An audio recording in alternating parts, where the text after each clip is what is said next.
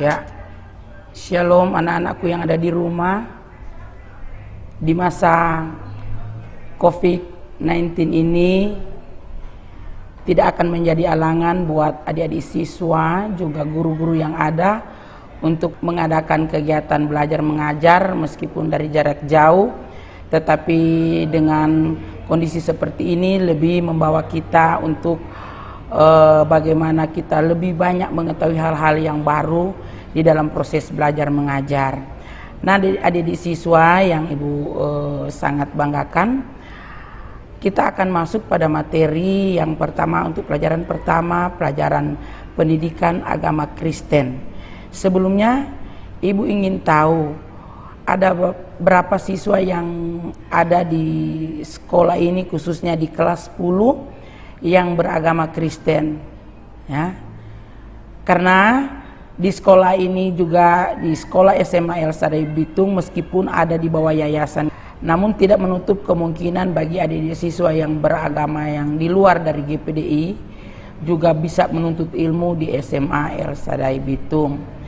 Namun ada satu hal yang perlu adik-adik siswa ketahui, bahwa untuk pelajaran agama Kristen ini harus diterima oleh semua kalangan siswa yang ada, meskipun dia beragama Islam atau beragama Kristen Katolik atau agama Gemim. Namun karena kita bersekolah di SMA El Shaddai Bitung, kita akan mengikuti tata cara yang ada di yayasan. Namun untuk materi pelajaran yang ada harus berdasarkan kurikulum. Untuk itu bagi siswa kelas 10 yang ada, perlu kita ketahui bersama bahwa untuk kegiatan belajar atau kegiatan-kegiatan yang lainnya harus sepenuhnya mengikuti kegiatan sesuai dengan ketentuan yang ada di yayasan. Nah, kita akan masuk pada pelajaran pertama, yaitu bertumbuh menjadi dewasa. Pernahkah Anda ketika masih kecil Anda berpikir bagaimana menjadi seorang yang dewasa? Banyak kita perhatikan seorang anak kecil, dia mempunyai pikiran iming-iming menjadi seorang yang dewasa. Salah satu contoh, Ibu berikan contoh yang mana seorang anak kecil suka sekali meniru gerakan orang tua. Misalnya anak kecil, kalau anak-anak perempuan, dia suka pakai memakai pentofel, dia pakai hak tinggi, dia jalan lenggak-lenggok, dia ikut gaya mamanya. Ini pikirannya untuk menjadi seorang, bagaimana menjadi seorang yang dewasa. Juga ada contoh-contoh yang lain, ya. Seorang anak kecil dia berlagak seperti orang dewasa. Contohnya, dia ambil buku, dia baca, padahal meskipun dia belum tahu baca, dia kayak orang dewasa untuk bagaimana mau tahu baca, ya. Sehingga meskipun dia minta itu buku ada tabalik, ya, DP kepala di bawah, DP di bawah di atas, yang penting dia baca buku kayak layak seperti orang dewasa. Nah, ini adalah impian seorang anak untuk menjadi dewasa. Karena apa?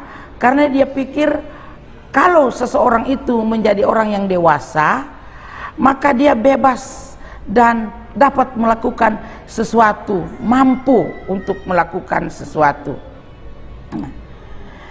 Tetapi juga sebaliknya, ada yang merasa takut menjadi orang dewasa. Mengapa dia takut menjadi orang dewasa? Karena dia pikir begini, kalau sebagai dewasa dia semesti pegang banyak pekerjaan. Nah, yang tadinya sifat kekanak-kanakannya dia hanya sebagai anak, hanya dia bermain, ya, bermain, kemudian dia makan, kemudian dia tidur, kemudian lagi bermain. Tetapi ketika dia menjadi dewasa, kekhawatirannya adalah satu, semua pegang banyak pekerjaan, semua babu basuh misalnya, semua dapat bastrika. Nah, itu karena itu adalah tugas-tugas dari orang dewasa. Nah, untuk psikologi membedakan ada 6 aspek perkembangan yang ada pada manusia, yaitu tumbuh menjadi dewasa. Pertama, aspek fisik atau jasmani. Nah, apa itu tumbuh dewasa secara fisik atau jasmani? Secara fisik terlihat jelas bahwa dengan bertumbuhnya usia, badan seseorang ada terjadi perubahan, yaitu dia pertama tumbuh menjadi besar, kemudian dia ada tumbuh menjadi bertumbuh bertambah DP tinggi, kemudian dia mulai terbuka DP badan, nah semulai sedikit dewasa. Ada juga pertumbuhan secara fisik, dia terlihat jelas dari perubahan suara, ya.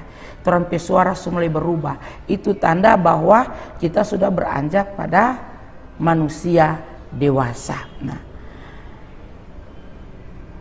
berat badan boleh bertambah, ya, tinggi badan bertambah, perubahan suara bertambah. Nah, itu perubahan fisik pada anak perempuan juga ditandai dengan apa?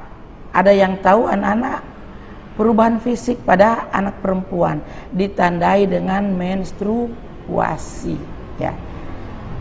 Adik-adik siswa yang ada di rumah pasti semua sudah ada dapat menstruasi kan? Ya. Pada anak wanita itu tanda Anda telah menjadi orang dewasa.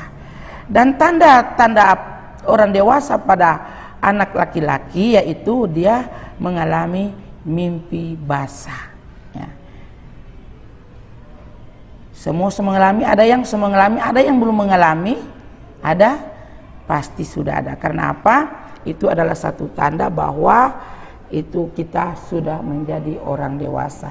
Dan secara biologis itu memang hal yang bukan lagi tapi memang sudah kuadrat Tuhan yang diberikan kepada manusia, bahwa manusia harus bertumbuh menjadi dewasa. Itu dari aspek fisik atau jasmani. Sekarang kita akan masuk pada aspek yang kedua, yaitu aspek intelektual atau cara berpikir. Nah, berbeda dengan pola pikir sebelumnya. Di SMA sudah Anda mulai mampu memikirkan hal-hal yang lebih abstrak dan logis. Ketika ada sesuatu yang tidak bisa dipahami dan diterima dengan akal, ada perasaan yang tidak enak muncul, ya.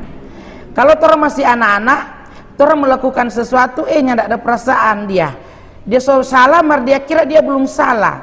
Tetapi ketika dia dewasa, menganjak dewasa, pola pikirnya sudah ada perubahan.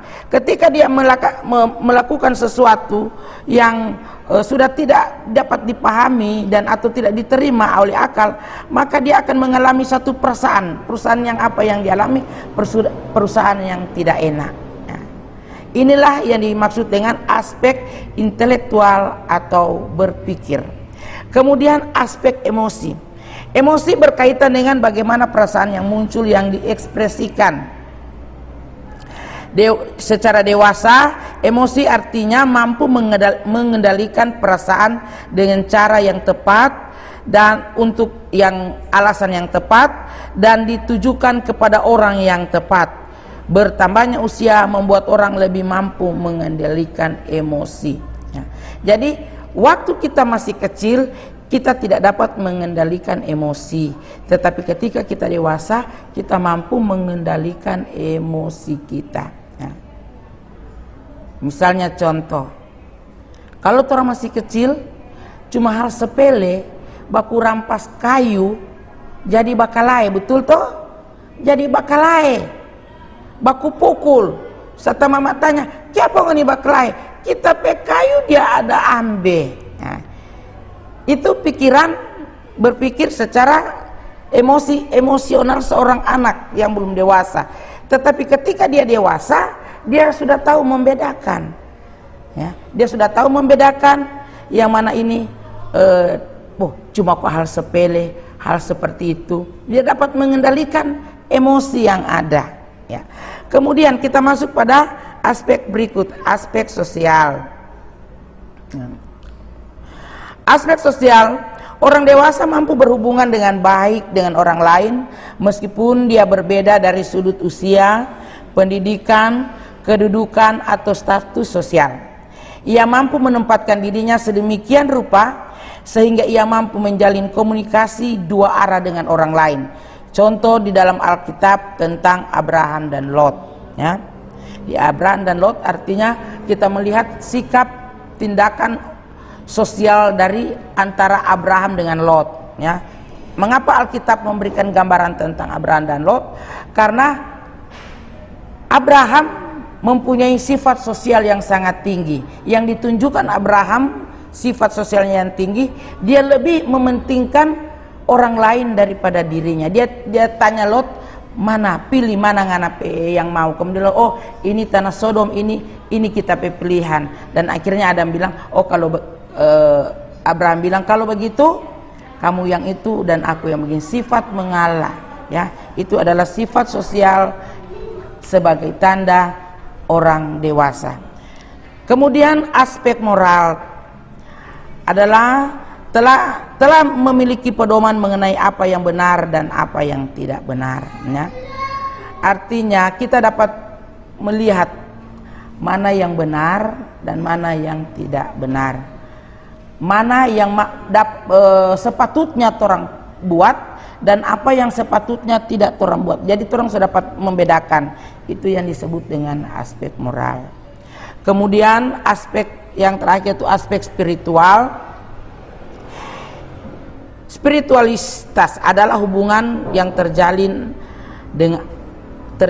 antara manusia dengan Allah yang Maha Kuasa, atau lebih tepat penghayatan seseorang tentang apa yang terbaik bagi Tuhan dan apa yang dikehendakinya, itulah yang mewarnai standar moral yang dimilikinya. Artinya ini spiritual, ada hubungan antara torang pebatin dengan Tuhan. Torang tahu melakukan hal yang terbaik untuk yang Maha Kuasa.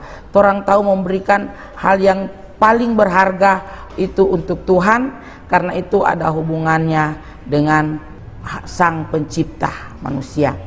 Itu dulu pertemuan kita adik-adik. Nanti kita akan bahas pada materi-materi berikut. Kita akan bahas lagi hal yang materi-materi akan kita pelajari bersama. Namun dalam kesempatan ini karena waktu yang diberikan sangat sempit, untuk itu saya tibakan di sini. Dan untuk itu atas perhatian dan kerjasama dari seluruh adik-adik siswa yang ada di sekolah, kami ucapkan terima kasih. Tuhan memberkati. Shalom.